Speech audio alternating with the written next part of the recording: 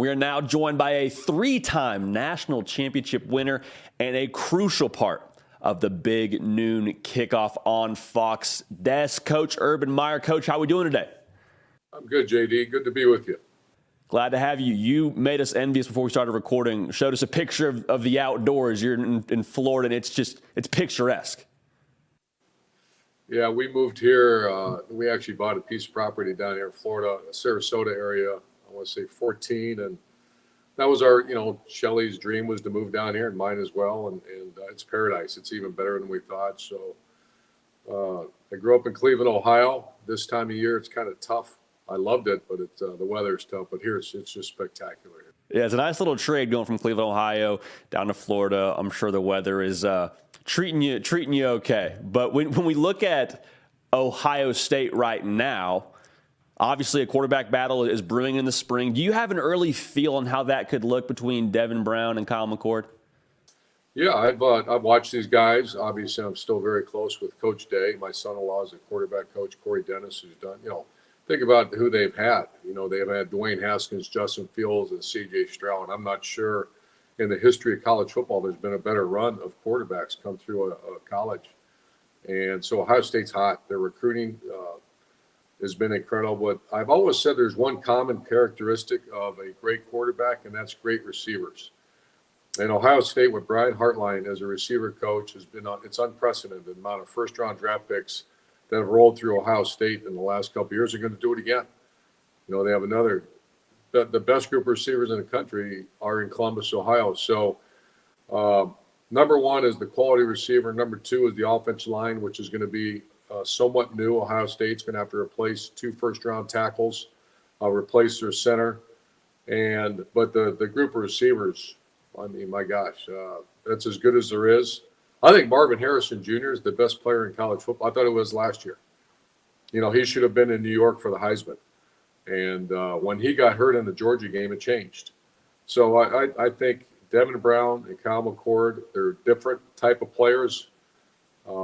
One's more of a drop-back pocket player, and one's kind of an athlete running around. And so, I've been there. It's going to be a very strenuous decision because what happens nowadays when the guy loses a battle, a lot of times they leave and go start somewhere else, which you can't fault that player for doing that. So this is a big decision. And you said it, with the day and age of the transfer portal, you got 2 5-star players. Whoever doesn't end up winning the job, more often than not, like you said, sometimes will look for a different destination. If you're the head coach, then is there an advantage to letting this thing sort of drag on into fall camp or past that second portal window? That's a tough situation to be in. We had 2 first-rounders, a guy named Dwayne Haskins and a guy named Joe Burrow. And, Joe Burrow really came on and obviously became arguably the best quarterback in the NFL right now. And Dwayne Haskins was a high draft pick first-rounder that had 50 touchdown passes his junior year at Ohio State. So I think to be fair to the player and to your team, the sooner the better, and move forward because you don't want to have to deal with this in training camp. However, if it's that close, you just got to do right by your team and your player. You cannot let that enter you in your decision about someone possibly leaving. You don't have time to do that. And if you're the head coach during spring practice, what are you looking for as these guys try and get reps at QB1 for the first time? Yeah, I always had a maybe different approach. I don't know. Ryan Day was my quarterback coach when we had to make that decision, and I think and I've had other great, Dan Mullen. I've had as good a quarterback coach as you can imagine. But I would always simply look. I want to see the drive chart. I want to see a quarterback's job. How he throws it, his completion percentage. Does he take care of the ball? Those are all very critical. But does he score touchdowns? Does he get first downs? And does he get touchdowns? That's all I cared about. Now, I would always have a category 2, 3, 4, 5, and that would be completion percentage. That would be, the accuracy on the short, medium, and long throws, etc. Those are all tangibles. The tangible is that does he score points and move the team? Because that takes everything into consideration. That takes leadership. That takes toughness. that takes the ability to extend plays and get first downs, which I think are the most important quality of a quarterback. Speaking of the quarterback position, obviously that'll play a huge role in their success this year, and the standards are just ridiculously high at Ohio State. It's win the Big Ten, win national titles, first and foremost beat Michigan. For Coach Day, what would you say are the stakes going into this year's game against the Wolverines? It's the same every year. I remember Jerry DiNardo, who was my colleague at the Big Ten Network, one time asked me, do you really believe that if you win every other game and you lose to the team up north, it's a bad year? Do you really believe that if you win or lose all your games and beat that team up north? I really do. I guess I was brainwashed in the 10-year war with Bo Schembechler and Woody Hayes in that game. That game's everything.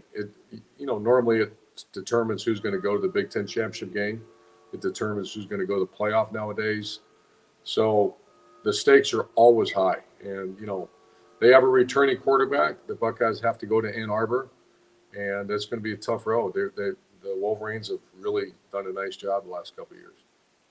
Coach, what does Michigan need to do to get over the hump of not just winning the Big Ten and getting to the college football playoff, but eventually competing for a national title in 2023?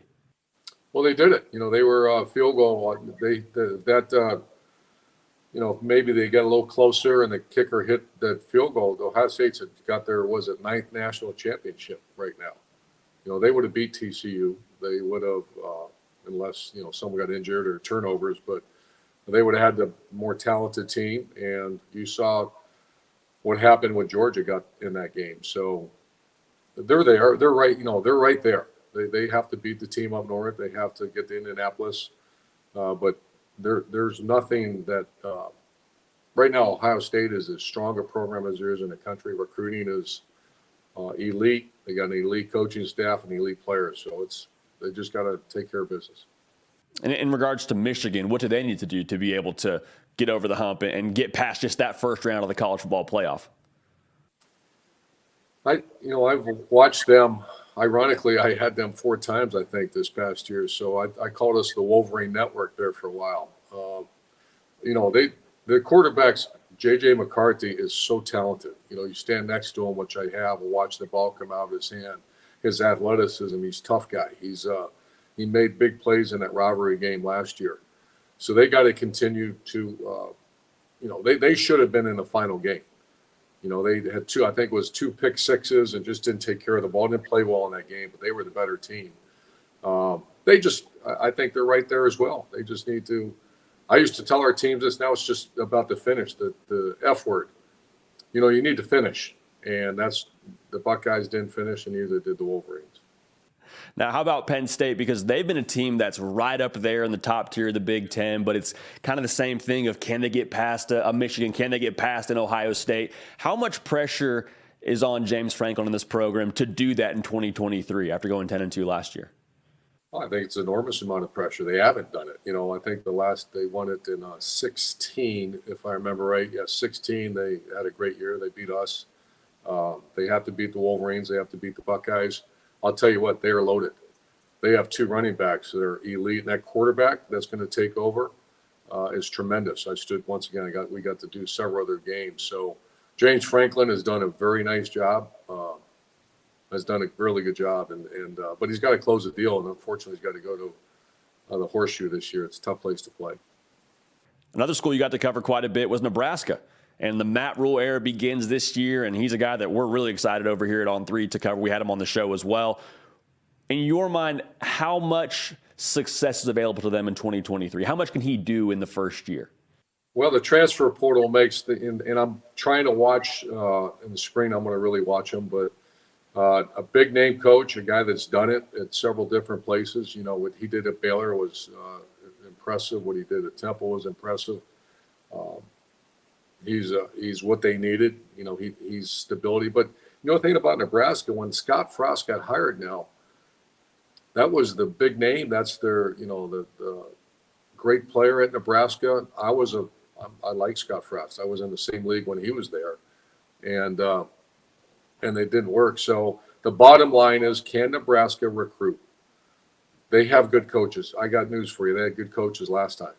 Can they go get the quality of player that can compete with the Ohio State and the Wolverines and Penn State. And there's one way to evaluate that. It's called the NFL draft.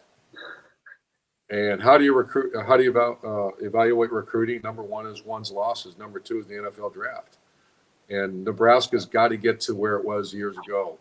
And you've been saying that for a long time now, where the NFL draft, you start hearing Nebraska Huskers go in the Cornhuskers go in the first 2 rounds.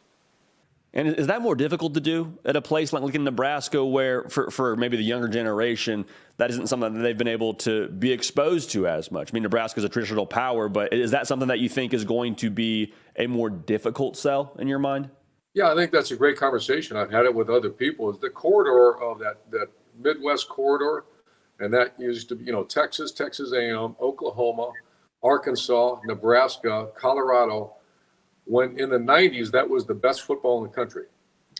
That was where the All-Americans, Heisman trophies, the national champions, that was where that was coming from, and that's been ripped apart. You got Texas A&M, they're not in that conference anymore. You got Colorado went out to the West Coast. You got Nebraska went to the Big Ten, and Arkansas went to the SEC. So that impacted recruiting because Nebraska would always get their players, primarily from California and Texas. And when you're not playing those schools, parents aren't going to send their kids to that school. So I think it changed when Nebraska went to the Big Ten. I think recruiting took a hit. I know. You just look at the numbers. And because Nebraska is a great school, arguably one of the top 3 or 4 fan bases in America, great facilities. They've had good coaches. It's can they recruit the quality athlete? Because, Nebraska going to play Penn State, Michigan State, that's not the same allure of when Nebraska played Oklahoma, Texas, and Oklahoma State. Switching gears to a school that has access to a ton of quality athletes in the University of Florida, how much success do you think they can have in year 2 under Billy Napier with just the current state of the SEC, with Tennessee being really good now and Georgia coming off 2 national titles and Alabama and Nick Saban are still hanging around? What do you think the outlook is for Coach Napier in year 2 down there? Well, I'm a fan of Napier. I like guys that have won it. I've won at a lower level and then got promoted up, which he did. I've talked to him a couple of times. I'm a Florida fan. I want to see him do well. When you see a quarterback, Anthony Richardson, at 55% completion percentage, and he goes to the NFL, he's so talented. I mean, Dan Mullen coached and recruited him, said he's has more talent than Cam Newton. So it's going to come down to who's going to play quarterback. They got Graham Mertz, Jack Miller, as I think they're going to be swinging away at this thing. Are they good enough to take the Gators? Because once again, the SEC East now. The Gators used to dominate that thing, or used to, be the number 1 team. Now it's hard to say they might be number 3, what you just said. And, South Carolina is really coming along too. Kentucky's good. The SEC East, a tough conference, tough division. I'm going to say you said they used to dominate that thing. You know a thing or two about the Gators being dominant within the SEC. Now that kind of brings me to my last question here, and we appreciate all your time. It's fourth and 1, let's say, you got to get a first down to ice it. You can either go quarterback power with Cardell Jones, you go quarterback power with Tim Tebow. Who are you giving the rock to in that situation? There's no chance I'm going to answer that question because give me either one and throw JT Barrett in there too, and there's a good chance you got a first down on the other end of that thing. Fair enough. Well, Coach, we appreciate all your time. We're excited to see you back on our TV screens here very, very soon, and appreciate all you do for college football. Thanks, JD. Have a great day.